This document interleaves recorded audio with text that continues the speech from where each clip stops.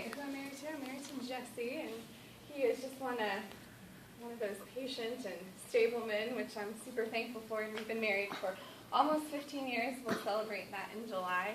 And then we have an 11-year-old, Brandon. He is almost as big as I am, and he loves sports and video games, probably just a little too much. Moms of boys probably can relate to that. And he's a boy of few words. Then we have 7-year-old Rachel, who no one on earth would say was a girl of few words. She is often referred to as just a miniature version of myself, and I think both of us would agree with that.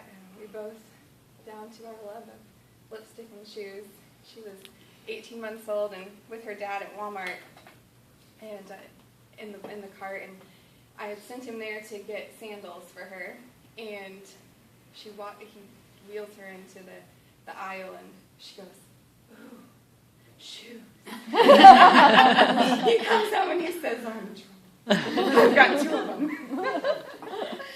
So I have previously been a photographer with a successful business, and then I've been a youth leader and involved with youth ministry, and God has led me away from both of those things, and right now that I'm just on a journey. She kind of mentioned getting into speaking and blogging and writing, and so I certainly wasn't necessarily what I envisioned, but I know that the Lord is with me, and I'm really thankful for that patient husband that I mentioned, because he's just right there with me as I move into that. So today, when I'm here with you today, I just wanted to share a little bit of my heart, but before I do, I had a question, and that is, do you ever feel invisible? Do you ever feel like you're just another mom, that you're just another girl, that you're just another employee, that you're the sock folder or the dinner magician, the one that performs the nightly act? Do you guys do this? When poof, dinner arrives, no one seems to know the work that has went on with creating that dinner. Or that you're just another woman that has nothing special to offer, and that everyone around you can do it better. I hope someone can please tell me I'm not alone. You're not alone. No, you're not. Because I have felt this from such a young age that I didn't realize it wasn't normal to feel it every day and about everything. I grew up made to be very quiet, so I was really shy. My grandpa frequently told me that I was worthless and ignorant, and my mom and I lived with my grandma and grandpa because her fiance, my real father, had broken off the engagement when she became pregnant. So from the womb, it seemed like I wasn't even wanted. And then my mom never stopped those words of stupid and worthless, and you can't do anything right. And so my little girl heart determined that if she didn't find it worthwhile to defend me, that it must be true. And then as I moved into elementary school and middle school, I just wanted to stay really, really quiet in hopes that no one would notice my worthlessness and point it out.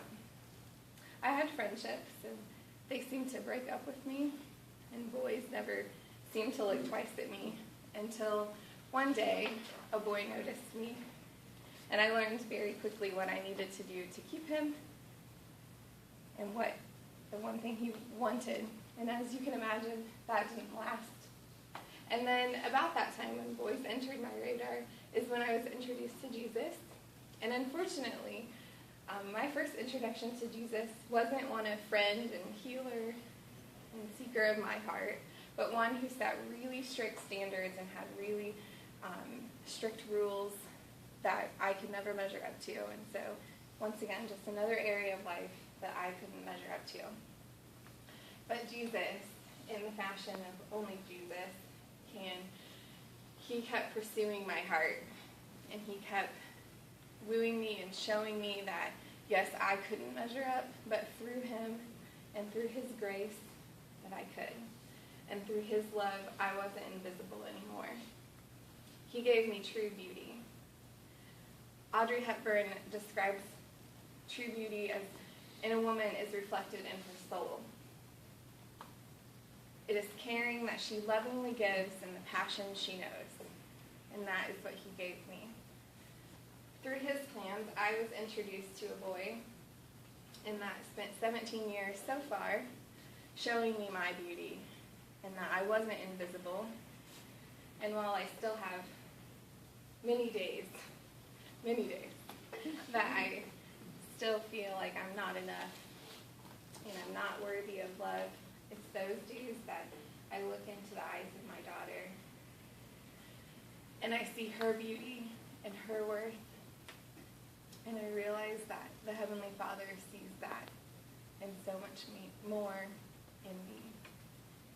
And so what life had given me and those feelings of rejection and of not being enough, not captivating, not worthy, that I had no value or anything to offer, God determined to bring good out of.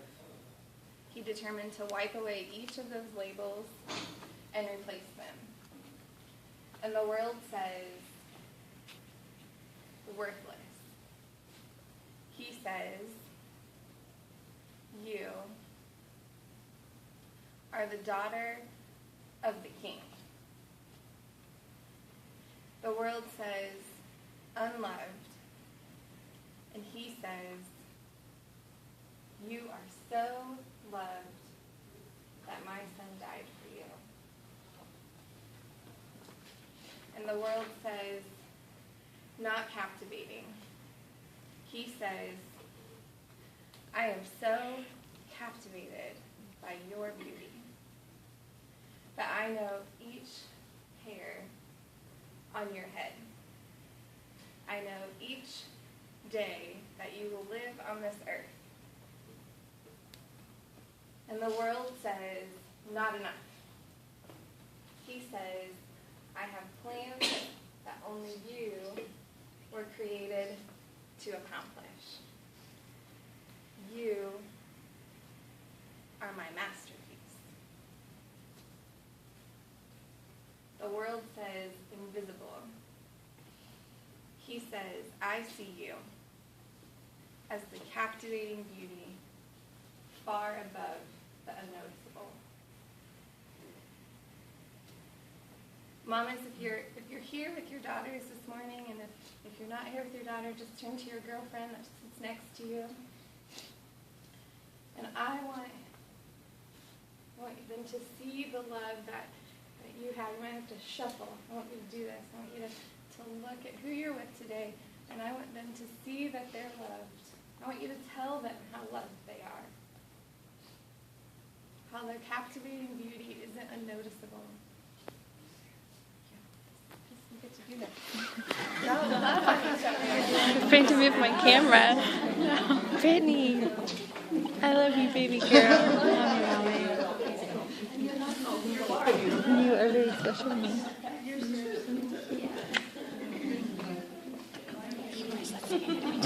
Get over it. Love you, Mommy.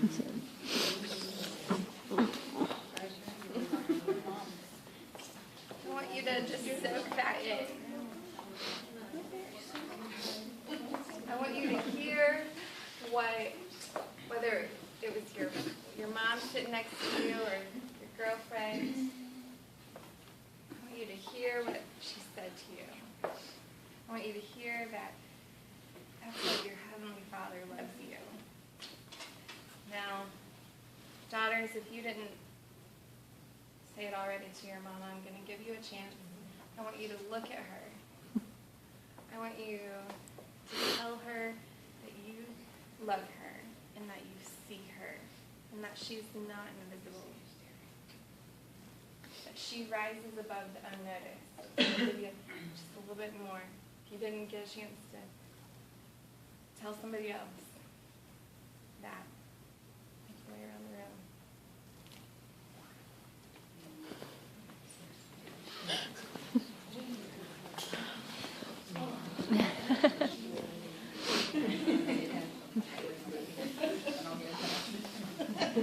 I'll go in and class too.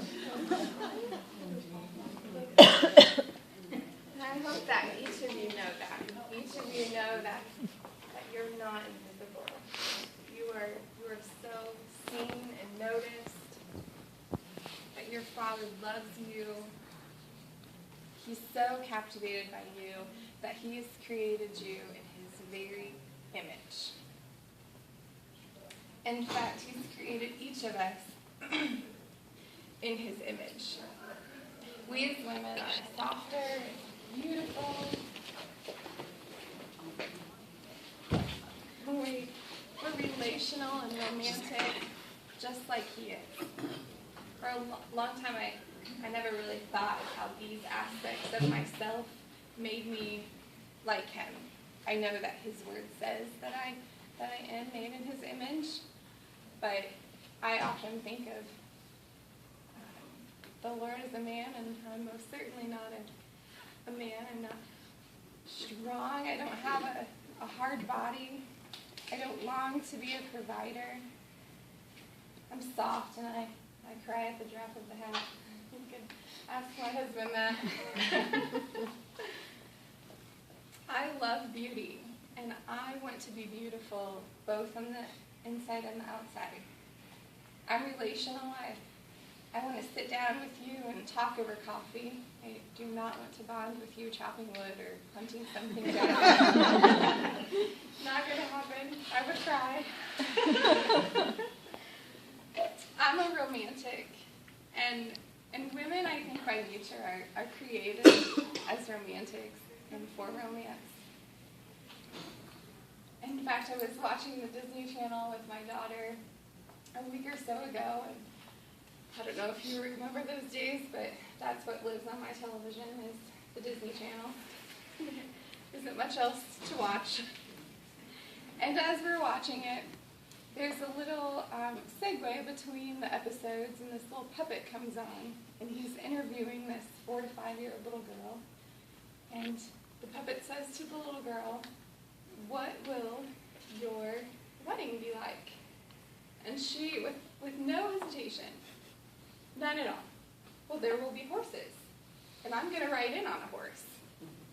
And I just thought, whoa, already at age 4 or 5, she already has this romantic vision of her future.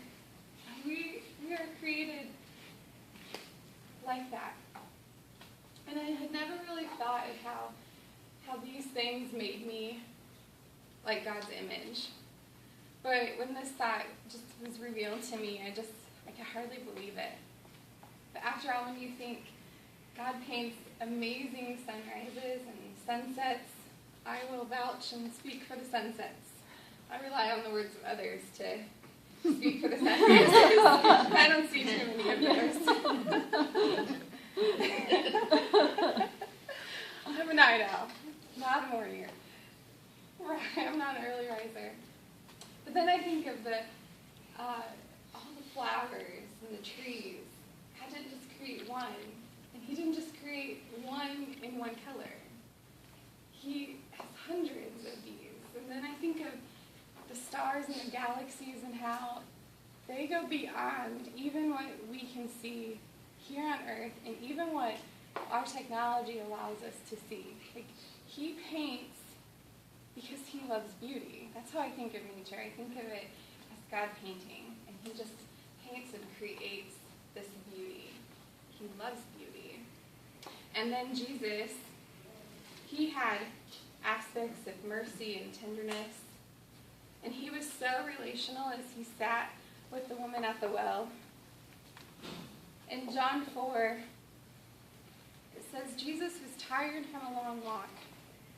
He sat wearily beside the well about noontime, and soon a Samaritan woman came to draw water, and Jesus said to her, "Please, give me a drink." The woman was surprised, for Jews refused to have anything to do with Samaritans. She said to Jesus, "You are a Jew, and I am a Samaritan woman. Why are you asking me for a drink?" Jesus replied, "If only you knew the gift God has for you, and who you are speaking to, you would ask me, and I would give you living water." sir," the woman said. "Give me the water, then I will never be thirsty again. I won't have to come here to get water." "Go and get your husband," Jesus told her. "I don't have a husband," the woman replied. Jesus said, "You're right. You don't have a husband. In fact, you have had 5 husbands, and you aren't even married to the man you're living with now. You certainly have spoken the truth. Believe me, dear woman, the time is coming when it will no longer matter whether you worship the Father on this mountain or in Jerusalem. You Samaritans know very little about the one you worship, while we Jews know all about him, for salvation comes through the Jews. But the time is coming, indeed it is here now, when true worshipers will worship the Father in spirit and in truth. The Father is looking for those who will worship him that way. For God is spirit, so those who worship with him must worship in spirit and in truth." And the woman said, "I know the Messiah is coming, the one who is called Christ. When he comes, he will explain everything to us." And then Jesus told her, "I am the Messiah." So even though Jesus was weary, he had just traveled, and he was tired, he took the time to sit with this woman, a woman that his disciples didn't think he should be talking to. But yet he took the time to look into her heart. It wasn't just about doing ministry. He was relational with her. And I know most of us wouldn't often think about Jesus being a romantic, because most of us use the definition of a feeling of excitement and mystery associated with love. But Webster's also defines romantic as a person who thinks a lot about love and does and says things that show strong feelings of love for someone. It also goes on to say that romance is a feeling of mystery, excitement, and remoteness from everyday life. So that makes me think of Peter's relationship with Jesus. It makes me think of how Jesus loved Peter enough to seek him out after he had risen from the tomb to redeem Peter's pre-cross denials. And in John 21, this is after Jesus had risen from the tomb. He was with the disciples, and so after breakfast, Jesus asked Simon Peter, "Simon, son of John, do you love me more than these?" "Yes, Lord," Peter replied. "You know I love you." "Then feed my lambs," Jesus told him. And Jesus repeated the question, "Simon, son of John, do you love me?" "Yes, Lord," said Peter. "You know I love you." "Then take care of my sheep." And Jesus said a third time, "Simon, son of John, do you love me?"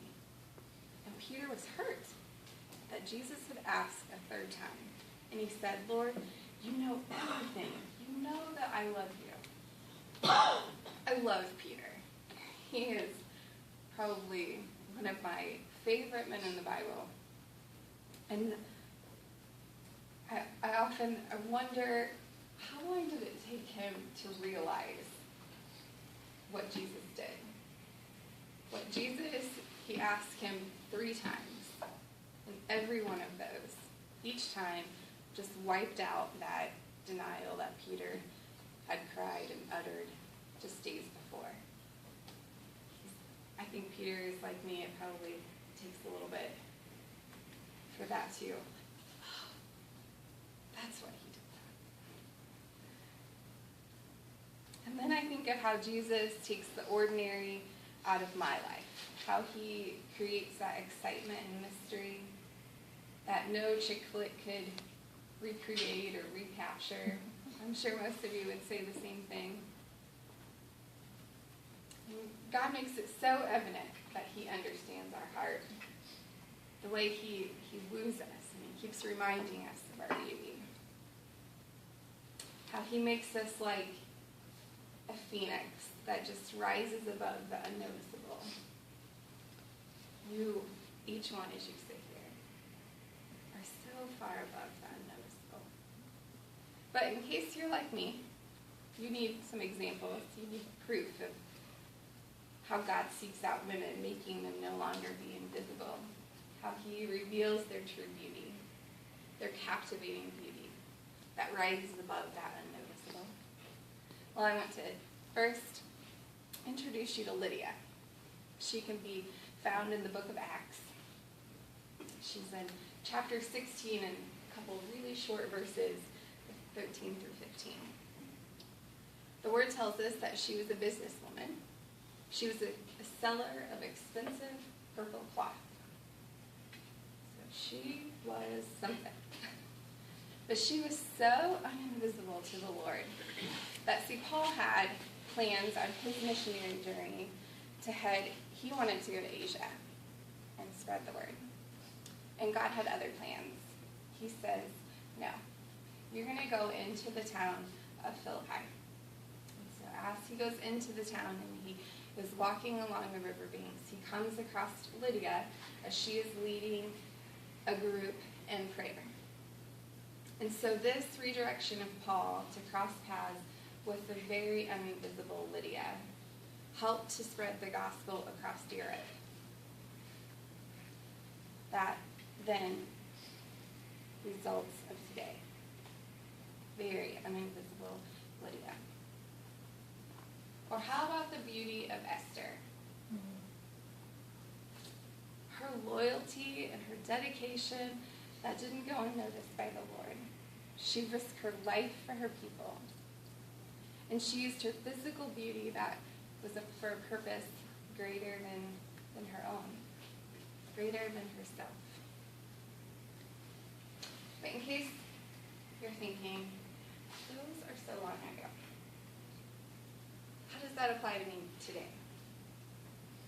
Well, then let me tell you about a friend. Jessica was a young mom to 3 young children. She was in nursing school, and she was serving God within her family and her church. She had a personality that was just so fun, that could just make you smile. You just wanted to be with her. And then she was diagnosed with a brain tumor at an age that just seemed impossible to just wrap her mind around. But she handled this, just devastating blow, with more grace and faith in the Lord's plans than you can just hardly imagine. And she brought others to the Lord through her pain. Those circumstances that just seemed impossible and painful were so beautiful. And that beauty only comes from being in the Lord. So I ask you, will you be a modern day Lydia? Will you be a businesswoman who rises above the demands of business, the making of money, and find your true beauty in the Lord? Be like her, how she placed importance of spending time with the Lord and sharing Him. Or will you be a modern day Esther, who stands tall in the face of adversity, that remains loyal to those that rely on you, and trusts the Lord to always guide your path? Or will you be like Jessica, who faces trials with grace and perseverance, endurance, all trusting for God to work out those details, no matter how scary they might be? No matter where you might find yourself, I want you to know that God is right there with you, and He is whispering, you are the daughter of the King. You are my masterpiece. And I see you. I know you. And I love you beyond anything you can imagine. He's saying, I make your beauty so captivating that it rises above the unnoticed. Will you pray with me this morning? Father, I thank you for these women that are here today. It's not by accident that they're here. It's not by accident that you have this message. And so, Father, I just pray that you will just imprint these words that you have for us on our hearts. That we will remember in those days when we feel so invisible and so unworthy, that we are your daughters, that we are your masterpiece, that you care enough about the sparrow, that you certainly care about us. And Father, I pray that as we leave this place and we go back to our families, that you will just encourage each of these women, that they'll be confident in the beauty that you give them. May they be filled with your spirit and your grace and your kindness. And Father, I just pray all of this in your sweet name.